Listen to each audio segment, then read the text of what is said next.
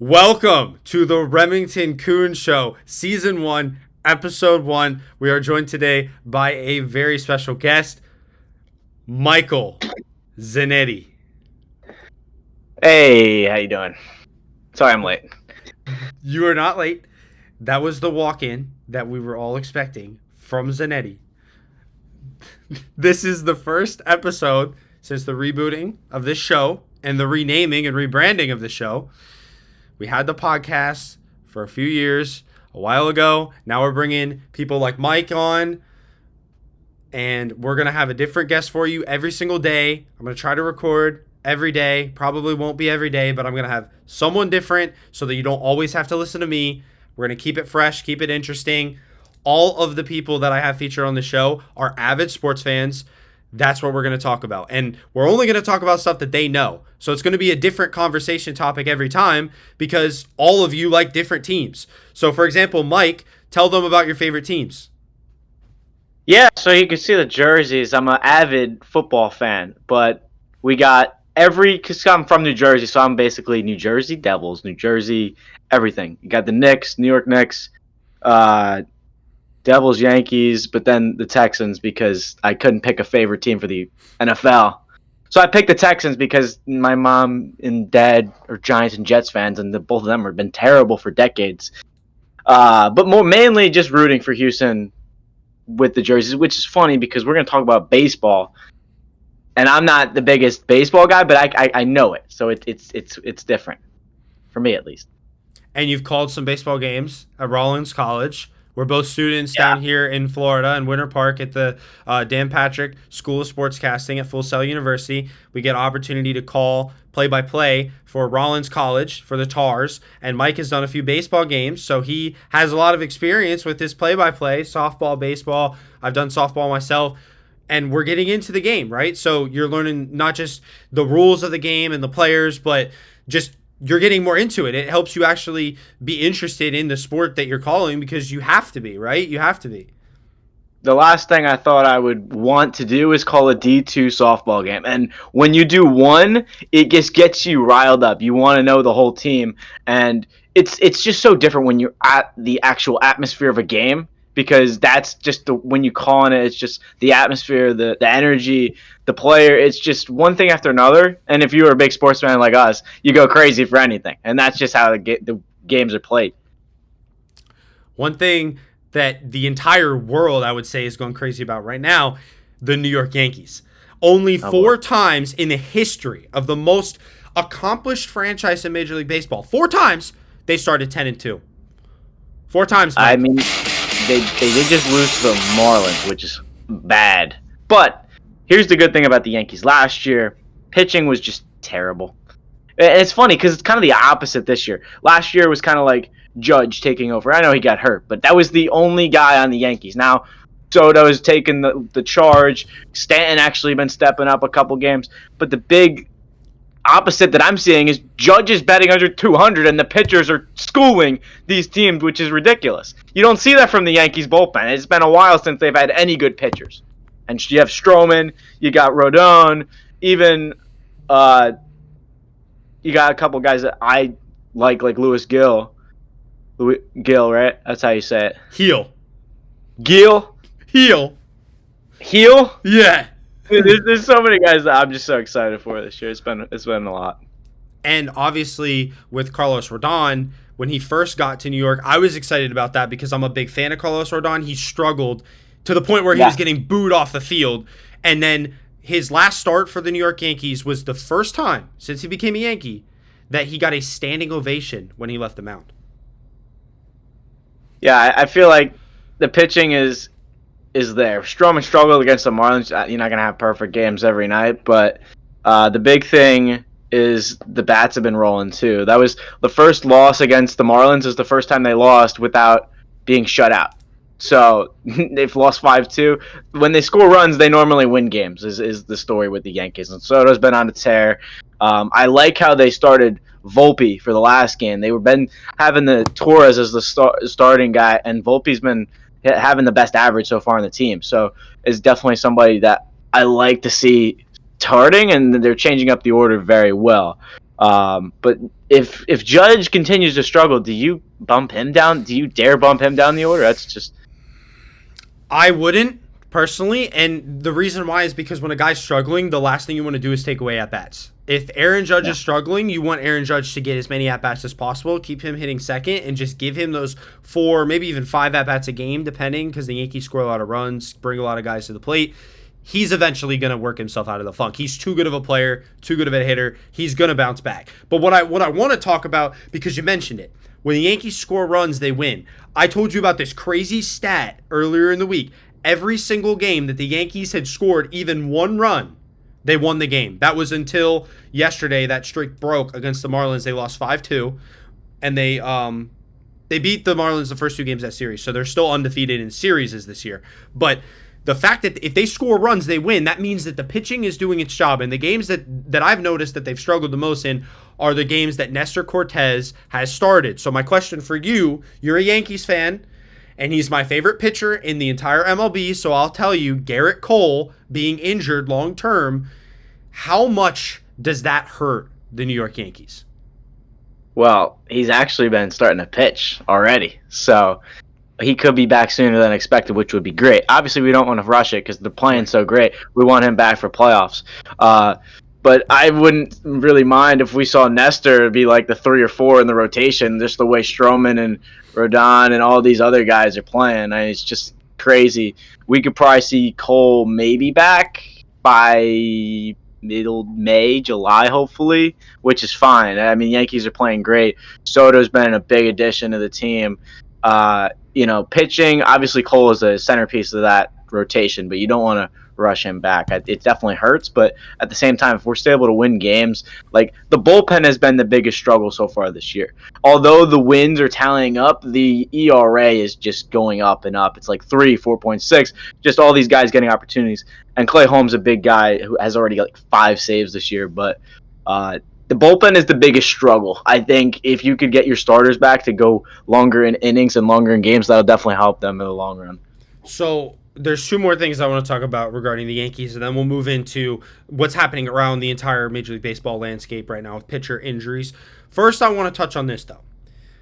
Juan Soto, not just a difference maker. This guy has been everything. Like, he is New York. When you look at Juan Soto now, he just fits in New York. And you heard before he went to the Yankees that the Mets are a team that was really pushing for Juan Soto, still pushing for Juan Soto if he does reach free agency at the end of the season.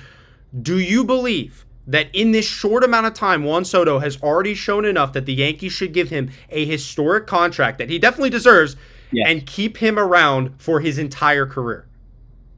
I feel like we should remind people that this guy was on the Nationals. His name was just everywhere, right? And when he was traded to the Padres, all the hype was there. He didn't really do anything. He played good, but there was no real spark to like, what is Juan Soto? Like, I didn't hear any news like regarding him on the Padres and what he was supposed to be to that organization. Now he goes to the Yankees and he's had a very hot start. If he continues this throughout the whole season and is even like a top candidate in the league for MVP or anything, I think he can be. But like, that's where you ask the questions like, is he better than what he was on any other team? And I think so far he's matching the energy he's had on the Nationals. And obviously it's a small sample size, only like, not even 12 games in, whatever the season is. But Soto, if he continues to play like this all year, there's no doubt in my mind he should definitely get that extension. And the other thing is, he's already had those type of plays that are going to go down on Yankee films, like Yankee history. The outfield assist to win them a game, the clutch hitting that he's already put on display. We've always known Juan Soto is a clutch player, but when he starts playing for a team that's playing meaningful games, you can't pitch around him anymore. The problem in San Diego, and I don't want to disrespect anybody on that team, Manny Machado was really the only other player they had to worry about. Okay, that's his only defense in that lineup, the guy that is, hitting behind Juan Soto to protect him is an important player. And if you're being surrounded by Aaron Judge, and whether they put Rizzo there, whether they put Stanton there, it doesn't matter who hits there. It's the fact that he's going to be protected. I mean, I don't care if Anthony Volpe's your leadoff hitter, Juan Soto's the 2, and Judge is the 3. That's protection as far as I'm concerned. The Yankees' entire lineup, 1 through 9, with the exception of when Jose Trevino's in the lineup because he doesn't really contribute with the bat all that much, but he doesn't have to. That team's loaded. I mean, most of the bats are known. Judge has probably been the worst hitter on the team, which is crazy. Like, when you looked at coming into the season, would you have really thought that Judge was going to be the powerhouse instead of Judge? Soto is the guy over Judge right now, and I don't think anyone expected that coming in. And he's a front runner for MVP as far as I'm concerned right now. So, with the Yankees... It's early, but he is a front runner. He is a front runner because he's had the big moments. He's got the numbers to back it up, and the team's doing really, really well. And that's without Garrett Cole. Like we're saying, this pitching rotation is kind of makeshift right now because let's talk about this. This was my other question. I like the top of the rotation. I like Nestor, but I don't like him at the top of the rotation. I like Stroman. I like Rodon. Then you got Clark Schmidt and Luis Heel, who you were talking about. Between Schmidt and Heel, when Garrett Cole does eventually come back in, who's getting bumped out? Is it going to be Luis Heel or is it going to be Clark Schmidt? I think it's Schmidt. Just because Schmidt can be a better relief. Okay. Like Hill, through 9 innings pitched this year, he's had like 10 multiple, like double-digit strikeouts. Like in the small sample size that we've seen, most strikeouts on the team. So I definitely want to see more of him. Only reason I know that is because we were supposed to do the game last night. I was just going crazy on the Yankee stats. Okay. All right. Yeah, so I think Schmidt is just kind of gotten lucky. Schmidt is 3-0, but he hasn't really done anything crazy. His ERA is like over 3, so I would like to see Heel. Like in the small sample size that we've seen through these pitchers, we saw the top guys. Obviously, it's Rodon, it's Stroman, it's Cortez. And then when Cole comes back, I think it should be Heel as that 5th spot. And then you can even rotate him and Schmidt out because they can both go longer. So it's a matter of who I'm you a want big fan of the 6-man rotation, too. Right, yeah. Who do you want as your long-term relief? I mean, that's just how it works. Especially with Cole coming off an injury like that. If you use a 6-man rotation down the stretch, your pitchers are much more rested for playoffs, especially with all the things that are happening around the league. The main thing right now is just keeping your starters healthy because starting pitching is hard to come by. There are teams that have a loaded pitching staff, and half of the pitchers on that staff aren't even healthy, so it doesn't matter how loaded your pitching staff is. What are they to you if they're not healthy? Look at the Braves. Look at the Marlins. The Marlins were a playoff team last year. If you had Sandy Alcantara, Yuri Perez, Braxton Garrett, Edward Cabrera, 4 of their top 5 starters are injured. Look at the Rays. Look at the Rays. McClanahan. Shane Baz still isn't back. Jeffrey Springs should be coming back mid-season. They lost their other really good starter, Drew Rasmussen, last year. He's not going to be back. It's rough, dude, when 4 out of your 5 starters are injured. And then they traded Glasnow. As far as I was concerned, that was the best rotation in baseball was the Rays rotation last year. All healthy. They all got hurt and they traded one away, and now they have an entire makeshift rotation. And they're a 500 team as far as I'm concerned. And that's crazy how they're even able to be 500 as much as that bullpen has struggled. The only reason Rays have been losing games is because they can't keep up with the runs. I mean, it's ridiculous. And you don't even have that much firepower on offense. You got Yandy Diaz that's been unreal. Randy's hit or miss. All those other games. He's been rough this year. He's been rough. You got Isaac Paredes playing really well. Isak's nice. So, he's nice. He's nice. There's been a couple of guys to step up for that team, but I don't think you can see any other team than the Yankees just how big that powerhouse has been. Just not only on offense, but defense too. Defense, they're good. They're pretty average. As I'm concerned, when Garrett Cole comes back, they'll be better. But the offense is really what's taking this team to winning right now. And obviously, I'm big on the Orioles, too. I'm not going to start floating their boat right now because you're a Yankees fan. I'm not going to be disrespectful, and I know you probably have a different opinion of the Orioles than I do. But while we're talking... The team I hate is the Red Sox. I hate the Red Sox. Orioles I'm fine with. Mets, they're whatever. No Red Sox. Even though I love Rafael Devers. That guy's awesome. Yes, he is. And I appreciate that comment because... The Red Sox actually have the best starting rotation in baseball right now as far as stat-wise. Their entire rotation, last time I looked, under 1 ERA other than Brian Bayo, who is their ace. He had a couple rough starts, but their other 4 starters all have a sub-1 ERA this season.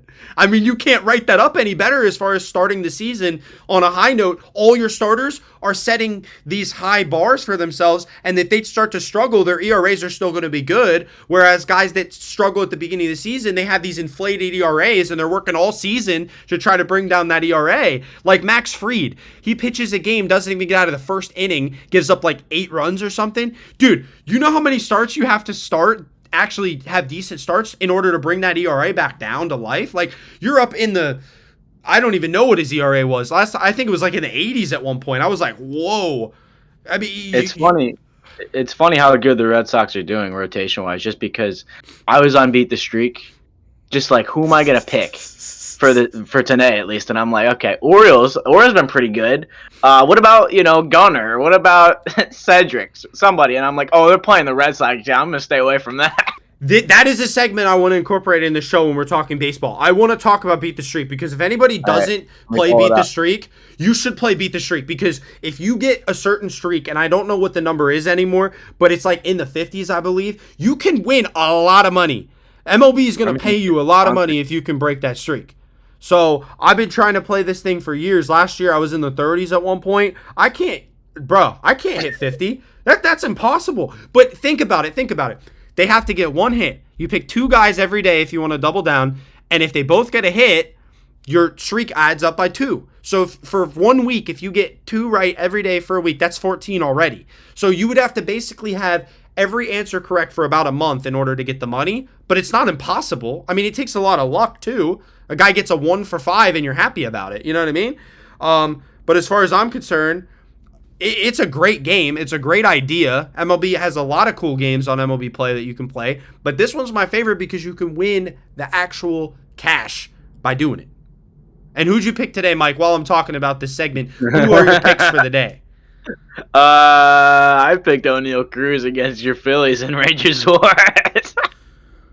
I actually could only make 1 pick today because one of mine got canceled, but I picked Ozzy Albies, and he did get 2 hits, so I got 7 as my streak right now.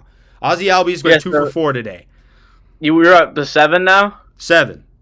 So mine broke a few days ago. I don't remember who I picked. Oh yeah, I picked Seager and Gurriel, who both got passed. And Ketel Marte ended my streak because he couldn't get a hit against the Rockies. But yesterday I picked Marte again, 2 for 4. Yandy Diaz went 1 for 4 against I don't even know who they played. LA, the Angels. Okay, so Rays Angels. Yeah, today I hope Cruz gets a hit. I don't see why he shouldn't. It was only like at 61%, which was really weird for me. It's because it's Ranger Suarez, and Ranger Suarez is tough, lefty on lefty for O'Neal Cruz. He is definitely a better hitter against righties. I try not to pick a lefty-lefty or a righty-righty if I can help it. Sometimes you just got a feeling, and it's just gonna happen. So. And I like to look at how they do against that pitcher as well. If they have a good track record against that particular pitcher, I don't care if it's lefty on lefty. If they've seen them enough, then I'm good. And today's a quiet day in baseball, so we're not going to talk for the full 30 about baseball. Obviously, the Phillies-Pirates series this week's got me really excited. I'm not going to talk about it too much. I like the matchup tonight. Jared Jones, Ranger Suarez, those are my guys. Okay, we're trying to finish this up so I can go watch that. Seriously, baseball obviously is the main sport right now, so if we spend 2/3 of the show talking about baseball, I'm cool with that. So before we move on to another topic, Mike, the last thing we really got to talk about, and we were talking about Garrett Cole. In baseball right now, the injuries have just been a lot. They've been way too much. Okay, Garrett Cole went down, Spencer Strider, Yuri Perez, Shane Bieber. Talk about it. Well, first of all, I want to mention that in this game for the Pirates, I don't know why O'Neal Cruz is batting 7th. But lefty on lefty. It's lefty on lefty. I get it. But I want him to get a hit. Anyway, Shut up. All right. There's been so many pitchers that go down that I have to mention how I screwed you over in fantasy. I just think it's really funny. Let's talk about it. I traded him Spencer Strider and Yuri Perez. First 2 weeks of baseball, they're done for the year. Now, unfortunate for them, they blow out their shoulder. Pitchers do that all the time.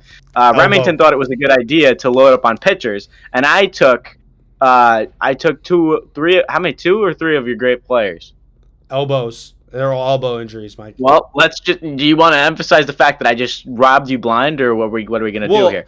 Okay, so my strategy in fantasy baseball for my entire life was always don't worry about pitching because you can pick them up as the season goes on, and you can just spend all of your salary cap on hitters.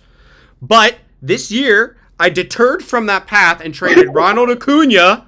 I traded Ronald Acuna away, and I traded Corey Seager away. And then in a separate trade, I traded away Shohei Ohtani. Okay? This was all to make up for the fact that I had a really, really bad draft this year. But he had a bad outfield. So I gave him Trey Turner and Yuri Perez and Spencer Strider. He's like, oh, how am I supposed to pass that up? Because it's, two very good pitchers, and then they both ended up getting hurt. So I took two of the best players in the league, and now I still have Bobby Witt. And Trey Turner's still not really doing Trey Turner things, so I'm still hoping for that bounce back year from my guy Trey. I believe in Trey Turner, okay? For all the Phillies fans out there, I believe in Trey Turner, okay? We got him woke up last year. Hopefully it happens a little bit earlier in the year, this year, for the sake of my fantasy team. By the way, 2-0. Even though I lost Strider. Me too. Yeah, you too. This is my first year playing fantasy baseball. Like, I'm normally like a neutral, casual, okay, the Yankees won. I'm not usually one to watch every game. I know what's going on, but at the same time, now I'm getting more into it. Now that's all thanks to this guy in the Remington Kuhn show. Hey, the Remington Kuhn show is going to be legit, guys. I'm telling you, it's going to be on every day, almost every day, and we're going to record all kinds of stuff. Okay, I'm gonna try to have Mike on here once a week because I know you guys are gonna love Mike. But just so you don't get tired of his voice, I'm gonna have all kinds of different guests coming on the show. We're gonna record it just like this, and I'll be posting these episodes as often as I can for you guys. Dig? Maybe a little bit. All right. Well, I can't wait for these guys right here. The draft is in 2 weeks from today. So yes. We're gonna do that all next week 2 weeks before the draft. Bang, bang, bang. We got mock drafts. It's gonna be a lot of fun. A lot of football content. Yes, a lot of football content. Speaking of football, now that we're still on the fantasy topic, yes. You had something to say about that. I had a comment because I read an article earlier today about rookie wide receivers and their fantasy value, fantasy relevance, whatever you want to call it. For some reason, whoever wrote this article, whatever brainless, spineless individual wrote this article, thought that, who was it, Mike? Rome Odunze would be the number one rookie wide receiver over Marvin Harrison Jr., over Neighbors, over, I think Thomas. The main one's just Marvin Harrison. Yeah, no, I feel like Marvin Harrison, as soon as he gets to the league, is a top 5, maybe even top 3 receiver, especially if he goes to the Cardinals with Kyler Murray. That dude is different. We have not seen a receiver like him in a long time, and I think he's gonna be levels above everybody else, along with the Jay Jettises of the world. You look at last year too, how Zay Flowers and Jordan Addison kind of broke out fantasy wise.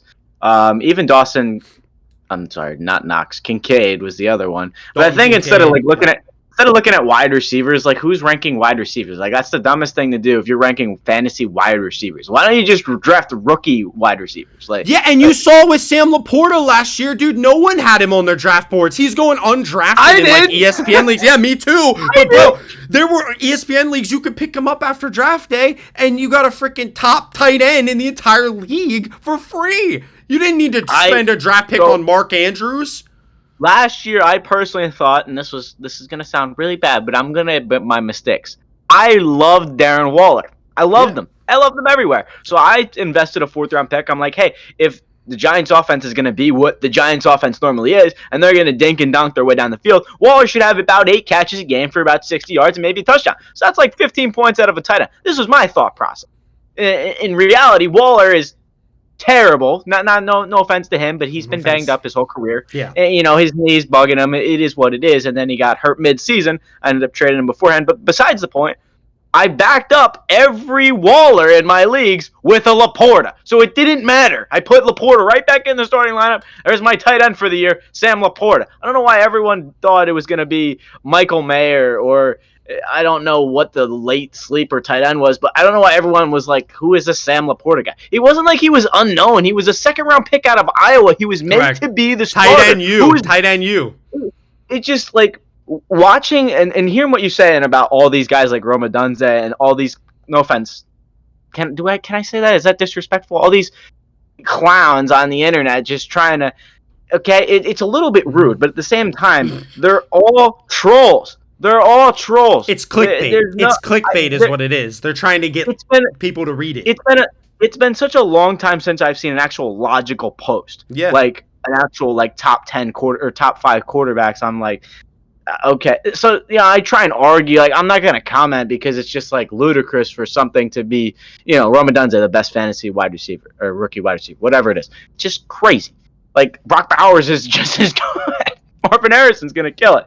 But there were so many things last year that just went wrong. I mean, it's about crazy. More importantly, this is just about the draft. I'm just ready to have some fun. I mean, it's just going to be so much fun. And we're going to be having these conversations about rookies and the draft for the next couple weeks, including draft week, especially for probably the week or two after, talking about what some of the trades mean, what some of the picks mean for these teams, especially the good teams. How did they get better? Like if the Chiefs draft a wide receiver to replace Rashee Rice, who may or may not be going to prison. You know what I mean? So, just relevant stuff. And just to throw it out there, Mike, you are a fantasy football expert, I would call you. You put out videos regularly throughout the season for starts and sits. You're doing waiver wire pickups throughout the week. You know what you're talking about. So whenever I have you on here as a credible source during football season, probably once a week, it's as credible as it gets, though. It's as credible as it gets because it's all guessing anyways. To be fair, anyone can actually say, "Hey, I know fantasy. I have a good portfolio, I guess you could say, to back it up. I have a decent amount of experience because of following." I'm not gonna be one. I'm gonna be humble here. I'm not gonna go big, but I do have a decent following. So go ahead and check me out. TikTok is probably my biggest platform. So before they shut that down, you can go check out everything there. But now that that's out the way, I've been doing that for like it's probably like 3.5 years, but like it's not like I don't do fantasy every year. It's just that gave me the motivation to actually start talking about it, like videos on the side and stuff. But it's been fun for me to do it by myself, and then I realized how much more enjoyable it was for me to put my takes out there. And then sometimes people just absolutely hate on it, and then it's hard to make predictions as a creator, because when you say something as big as Tony Pollard isn't going to be a top 10 running back in fantasy, people will come after you and they'll be like, "Are you stupid or something?" And they will lose their minds because they think Pollard's the next Eckler, and he did okay last year. So there's certain takes where you're going to look like a donkey and people are going to be like, "Oh, I called it there." But like, I was one that said stay away from Eckler last year, who got hurt, and that was a big one for me. But as many as 3-4 rights you're gonna have, there's gonna be 4 or 5 wrongs. It's just how the life is. I mean, especially in the fantasy world, there's so many picks where it's hit or miss. It's luck. Part of what you said. Half of it's injuries. Half of it is people just stepping up and getting opportunities to start on the field. And going back to like what I said about Sam LaPorta, for some odd reason, some people thought Brock Wright was going to be the starter. I don't know why. Brock Wright is a blocking tight end, but LaPorta is the receiving threat, and that's what you have to look at, and that's what I do. This is fantasy. This is my life. So anything that he has to bring me on for, it's not a joking matter for me. At least I take this too serious. And especially when I'm saying draft is coming up, if a team is willing to spend a high draft pick on a player, it's likely they're going to touch the field, right? Jameer Gibbs got slowly worked in. Yeah, unless you're Arthur Smith and you're trying to sabotage Bijan Robinson and his owners, Bijan Robinson extraordinaire. I like drafting him as much as possible last year, and I really hit that one on the head, I'll tell you. But also, while we're talking about when we're talking about rookie running backs, I would be dumb. You don't understand how much research I will put into that. I had this big Bijan take where he's going to finish top 5, and he did finish like 6, wherever he finished. I don't know, somewhere in the top 10. That's with goose eggs, too. That's with goose eggs. Yeah, but the thing I want to point out here is running backs that have been drafted in the top 10, they don't finish less than top 10. Yeah. Like Saquon, you had Christian McCaffrey, all these guys are top. And this is why I've been so irritated by the Falcons, is because they're a run-heavy team, and yet they're giving it to Algier 25 times a game. And it's not like I'm upset by that. For a fantasy owner, obviously you're going to be annoyed by it. But you drafted this guy, what, 9th overall? And you're going to give him carries how many times? So it's 8th overall, right? Don't get me started about fantasy, man, because I'll talk about this stuff all day. But hey, now I'm gonna put you on the spot here with your take from last year. When I was drafting my team for my dynasty league, I was taking a last late round flyer on a running back. And I remember asking Mike, because Mike was supposed to be my fantasy advisor, to give me a little bit of helpful tips here. I wanted Devon Achane. I was all over Achane. I was like, I kind of want to draft Devon Achane. Mike said, no, don't draft Achane. And I said, but I want a rookie running back. And Mike says, draft Tank Bigsby. So instead of Devon Achane, in a dynasty league, I might add, I ended up with Tank Bigsby. Achane got hurt.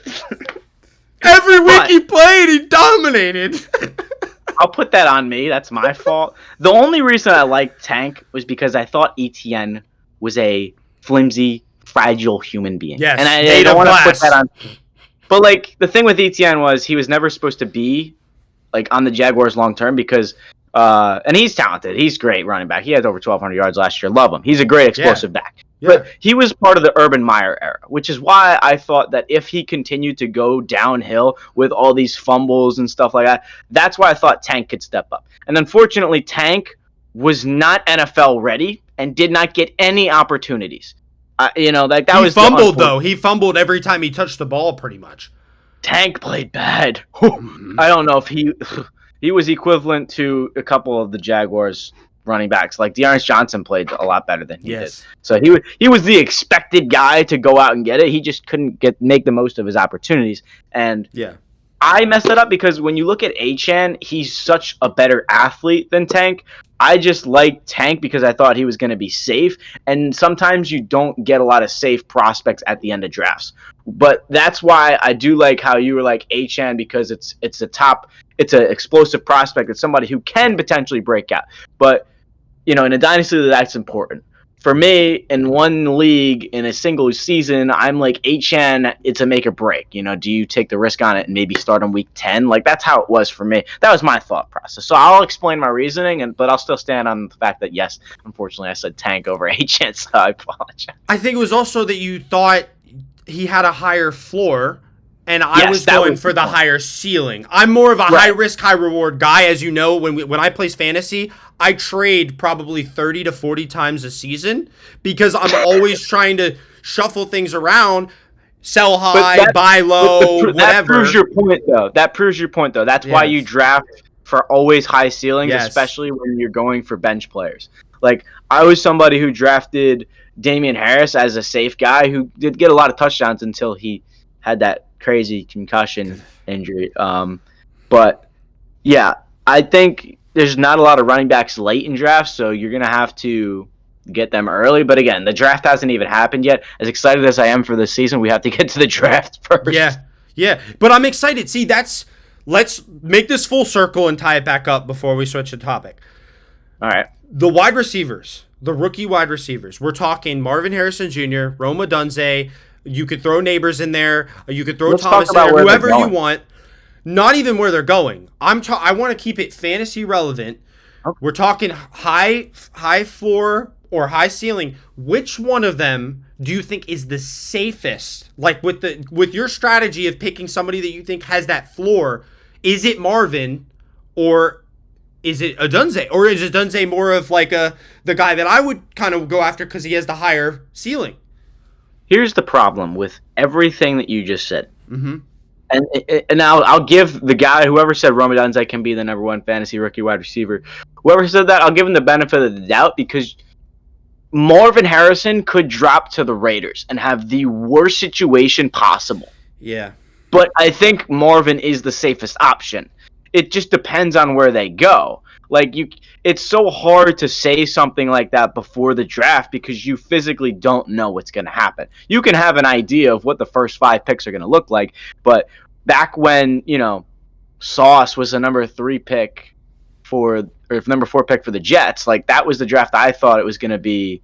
Stingley. I thought the Texans were going to take a tackle. Besides the point, probably nobody knows what the draft I was talking about. But the point is, players can go to certain teams and be bad. Like, instead of wide receivers, I'll mention quarterbacks because that's something that I physically don't understand. Zach Wilson to the Jets, bad situation. Mitchell Trubisky to the Bears, bad situation. Even Trey Lance to the Niners. They all didn't work out because they were on organizations where they either didn't get chances, didn't make the most of their chances, or were represented by bad coaching, or all of them in together. Now, Trey Lance, obviously, good coaching there. But the point of the matter with wide receivers, obviously wide receivers are more in a better situation than quarterbacks just because they're able to just catch the ball. Like Marvin Harrison, all-pro wide receiver already. He's the best prospect. I think he's bust-proof.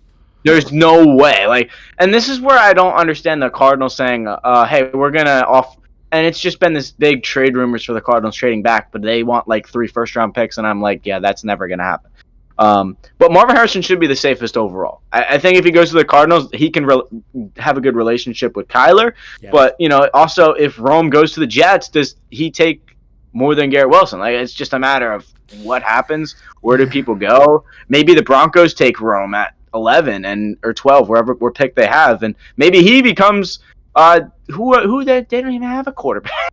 So it's again, they traded Judy, but they have Sutton. That's it. They would have Cortland Sutton. And talking about this, I can only put situations into play. I can only make up things that could happen and give you ideas of things that maybe that'd be pretty cool. But until the draft happens, I really couldn't tell you what happens. I think I love Marv the most, but if Rome goes to the Chargers, maybe he could be Herbert's new target. Who knows? So we'll see what happens. But Neighbors could even be good too. So it's a matter of pretty much where everything goes. For me, free agency, I'm always if this guy goes here, if this is that, this is gonna what's happened. This team's gonna win. You can't do that. Yeah. Diggs is about to be the next biggest threat on the Texans, and he could be a first-round pick for all I know. I mean, that's just crazy. So we're obviously gonna do a lot more draft talk coming up, guys. Today was an episode that was going to be episode number 1, and it is. This is the first episode of the Remington Kuhn Show, and I wanted to have Mike on here, wanted to talk about a variety of different things, cover a lot of stuff. We honestly didn't know truly what we were going to talk about before the show happened, but that's the fun of it, right?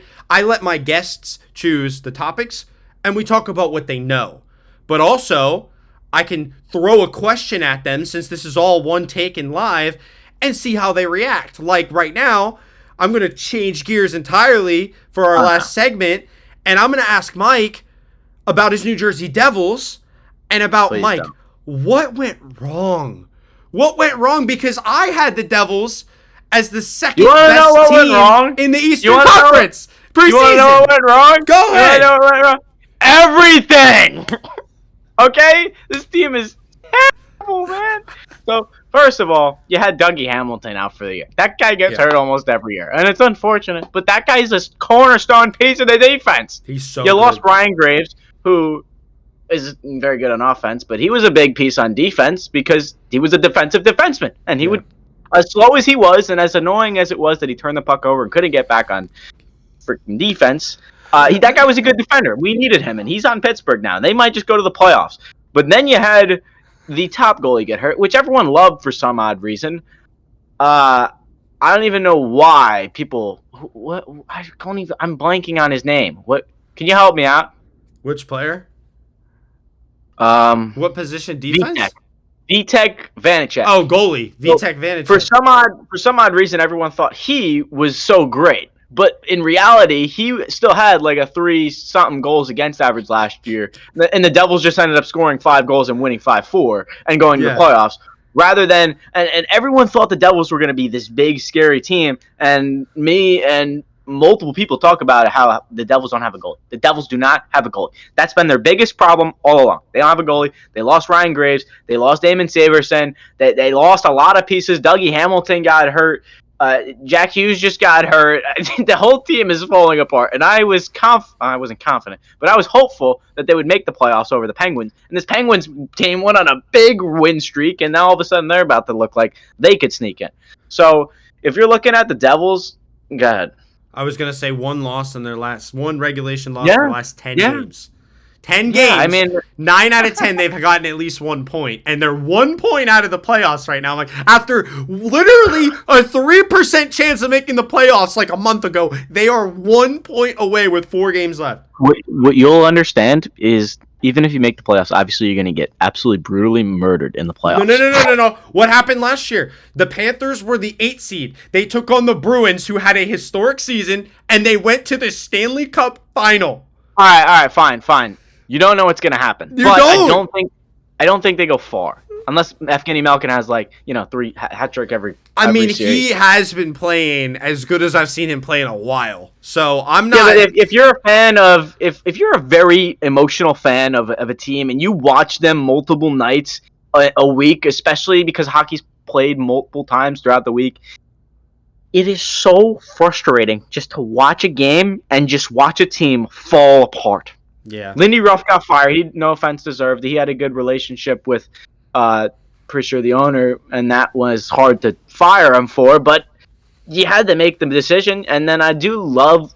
I like the idea that you try and go get guys like Jake Allen and Kakinen from the Sharks, just because you want to see if you could try and get a goalie. But I know some people want that team to draft one and first round to draft a goalie. That never works out. Last time we drafted a goalie first round, it was Mackenzie Suckwood, and he's back on the Sharks. So the Devils have not had a good goalie since Marty. I couldn't even tell you. Probably. It's just been ridiculous. The team has been bad for a very long time. I don't like Jack Hughes. He plays... okay, let me rephrase that.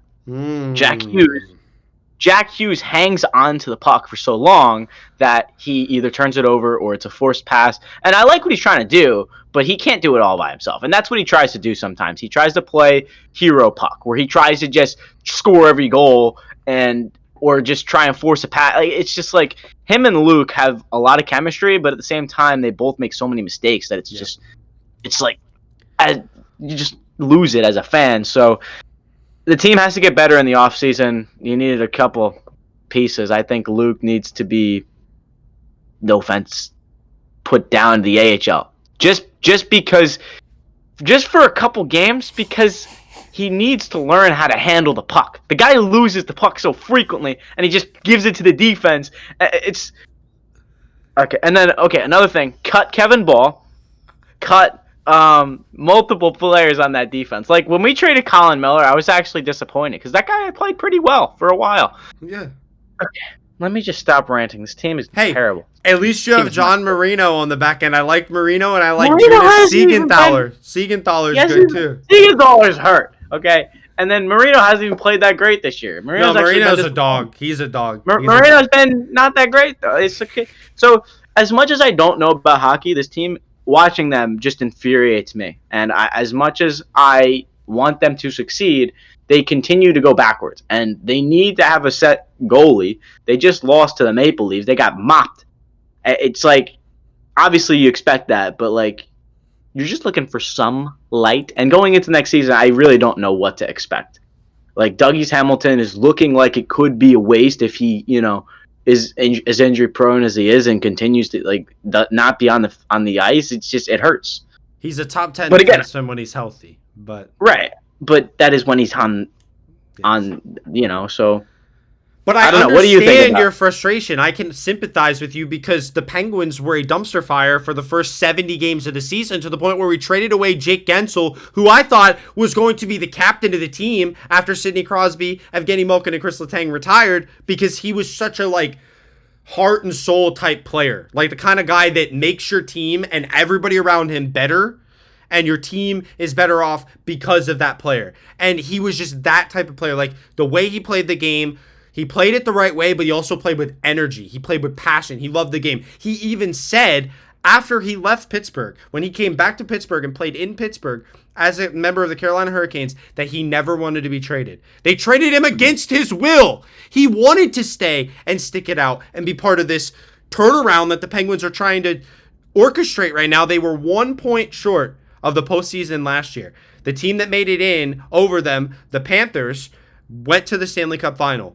This year, my prediction is a team that is very, very hungry is going to finish 1 point Stop short it. because there are too many teams hot right now. There's too many teams hot right now. The Islanders are red hot. Like I said, the Penguins are hot. They had an OT loss to the Maple Leafs the other day. That's okay. 4 games left. I may be overreacting about the Devils, but when you look at, the Penguins and other teams that are trying to make it for the playoffs, I think it's the Capitals. As bad as they've been, they could still sneak in. They could. They're in that spot right now by 1 point.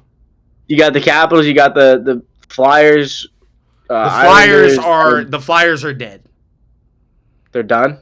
They are very bad. They are finally showing how bad they actually are. The fact that they held a playoff spot for 70-something games, bruh, I never expected that in 100 years. That team is not good. On paper, not good.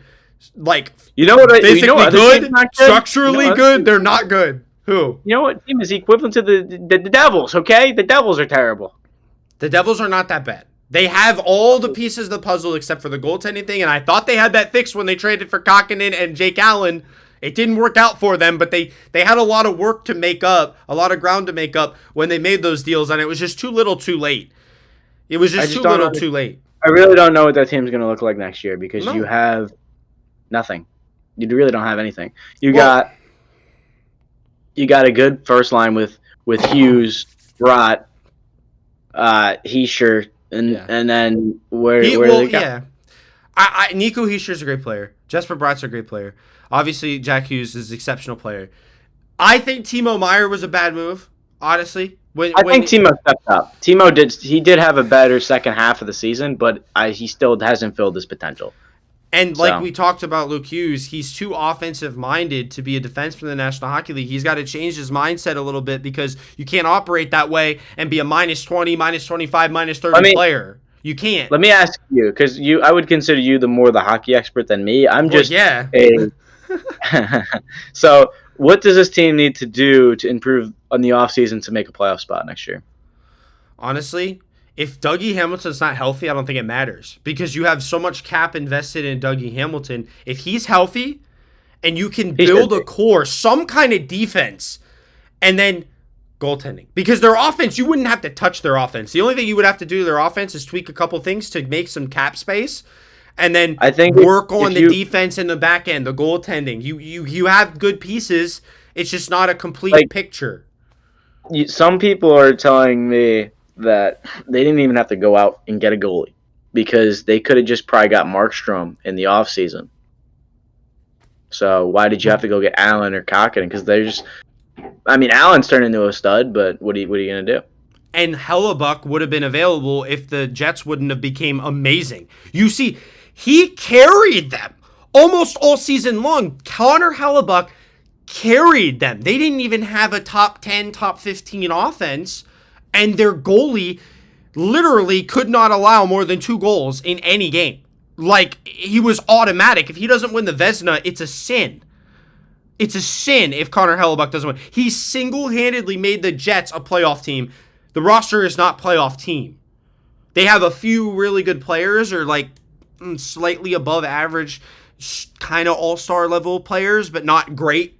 Like Scheifele. I like Scheifele. I like Nikolai Ehlers. They have good pieces.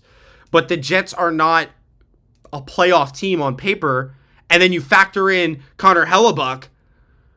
Whoa. That's a scary team when you factor him in because he's that good. And if you gave a goalie even remotely that caliber to the Devils... Here's the problem with a great goalie. The Devils take advantage of a great goalie. When Allen was playing out of his mind, the Devils hung him out to dry.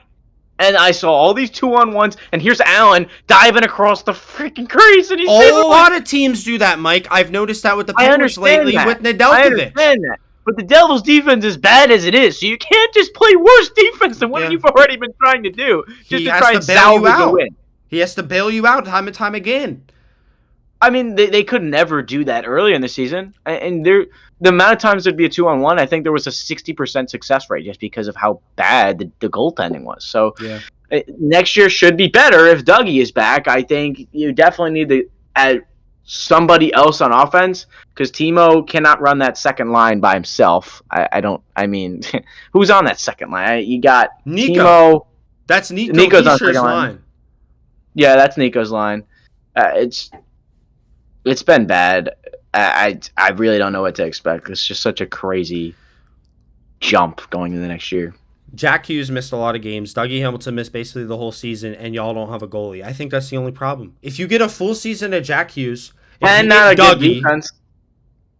Oh my gosh, it gave me a thumbs up. Did you see that little emoji thing? I didn't know it would do something like that. Is it because I did this? Probably. I don't know what happened. Yeah. I like it though. All right. Well, that solves the Devils' problem. You just got to get that. I thought they needed defense too, but we'll see. No. I think if your defense is healthy, I like Marino. You said Siegenthaler's been hurt. Obviously, they let go of a lot of pieces. Like Severson would have been nice to keep, but I love Siege, but he has not been good this year. Like Siege's been great. Like I actually didn't like Severson that much. But you said that. Yeah, you had said that. Yeah. We missed him though, clearly. Like, because the thing about Severson is, as good as a defenseman that he was, he tried to score so often, but he was good at it. He was very good at it, so I'll give him the credit for it. And we need some type of defenseman that can have puck move or puck handling like that. Like Severson always just was in the crease and just always putting shots on goal. We have not had a lot of defensemen just put it on net. We need to have shots on the net. That's how you get pucks going to go in the net. So that's what makes a good team. The offense has to start from the blue line. Those are your quarterbacks of your offense, the guys orchestrating your power. If I see a team, and there are teams like this, that doesn't even have a defenseman on its power play unit, and it lets wingers be the quarterbacks of the power play unit, it starts to trigger me a little bit because that's not their job. Okay, they're the flanks.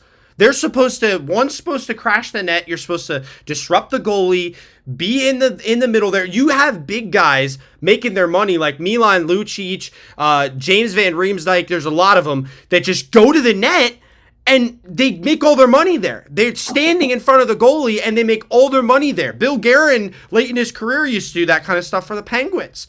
You need guys like that go to the dirty areas and make it happen. And I honestly think Timo Meier's supposed to be that guy for the Devils, and I don't think he does it very well. So you got to have that guy, and then you got to have the Erik Karlsson. You got to have the Quinn Hughes that can quarterback a power play. The Devils use Luke and Jack, but Luke Hughes, I'm still trying to figure that guy out. I'm just trying to figure him out. Like, I thought he was going to be so good, but honestly, I think he only got drafted number 4 because his last name was Hughes. No offense to him, but I think that's the only reason. It's just sloppy. Yeah. Like, he's good. You can see his talent, but, like, to be a defenseman, like... He's not Quinn, that's for sure. He's not Quinn. And he's not Cale Makar. He wishes he was Cale Makar. The way he plays, he'd be better off playing wing. I mean, it's I don't crazy. know. I don't know what to do with him, but the Devils have to figure out the Luke Hughes situation. That's why I say bring him down, though. Like, if you demote him, he can actually figure out how to play the best with... I don't know. Penguins tried that with Ty Smith that we got back from y'all in the Marino trade. That did not work for Ty Smith. Ty Smith got sent elsewhere. Ty Smith has never been anything great, though. He was at least going to be mid. He was at least going to be on the team. No, all right, fine. Mike doesn't like Ty Smith. All right, Mike. That's it for hockey talk. That's it for hockey talk. Line defenseman. Hey, there is not 4 lines of defense. There's only 3. Stop it. Okay, we have 6 minutes. This is the last topic because we are going to cover all 4 major sports in this thing. The Knicks are clinched. They are either going to be a 3, 4, 5, or 6 seed. That's the 3rd time in 4 years that the Knicks have clinched the playoffs, Mike. What do you expect from your Knicks in the postseason this year? It's funny because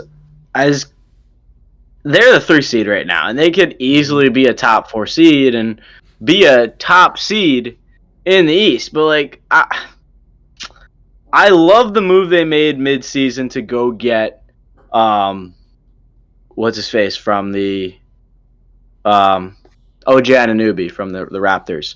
That was a good move. I don't like giving up, why can't I think of his name either? Whoever they sent over. But regardless, they. Oh my God, why can't I remember his? Oh man.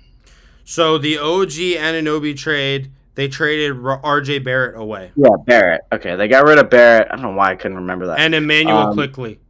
Yeah, too. quickly I actually liked a lot, but they've been better because of it. So Number one defense efficiency when he's on the court. I learned that stat today. That OJ Anunoby is a defensive guy, but he can play offense too. He reminds me a lot of Kawhi and DeMar, like a little bit. So that's a good DeMar's call. shooting and Kawhi's defense. So I like it. You got Brunson's been unbelievable this year. He's averaging close to 30 points a game. The only real question I have, and this is what happened to them last year, is does Randall have one of those series where he just has like 5 points and he shoots like 3 for 20 from the field and they lose by like 4 or 5 and they go down in the series 2-1 and then that's it for them. Like that. And that he's not healthy. Happen. He's not healthy right now. He's not healthy going into the playoffs. He's not playing the rest of the regular season. So like that's a big deal. And that's the thing. The Sixers, by having Embiid out, and I think keeping him out longer than he needed to stay out, they can make this last push here at the end of the season just to make sure they're not in the play-in game. Even if they are, so what?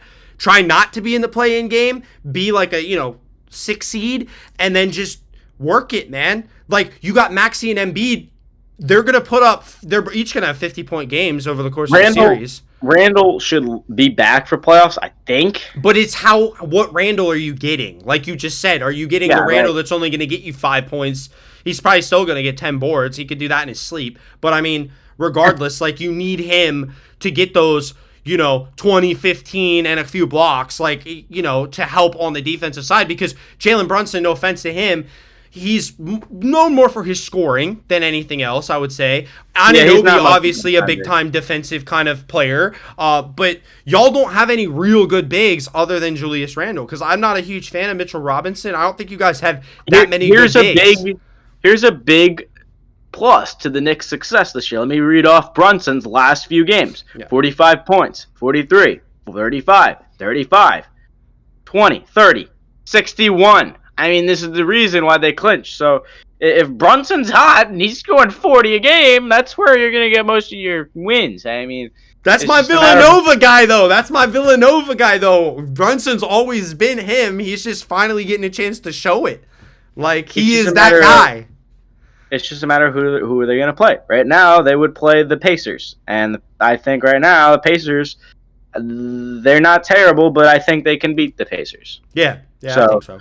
And they're just not going to make a run to the finals. Like you cannot make a run to the finals with just Jalen Brunson.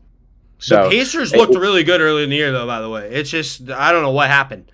In season tournament, they looked unreal. I don't know what happened. I really. And don't. then like this is the thing. Like the Magic, as they've been pretty good this year, they got killed by the Bucks. And that was without Giannis. I'm pretty sure. So there's all these teams that are just. Do they do anything? Bobby Portis had 30 the last time. They beat him by 20. So it's a matter of what can these top seeds do? How good are these top seeds? And are these middle seeds going to be something to... Discord knows my birthday's tomorrow. I don't know why it's doing that. No, I have 2 more quick questions before we wrap this up because we got to stop this at 60 minutes. First one is, should Jalen Brunson be getting MVP consideration? Okay, we're gonna skip that one. Last question: can anybody in the East please listen?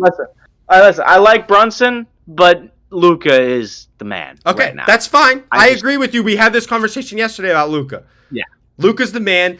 But here's the other question. This is the last question. Last thing I'm gonna say.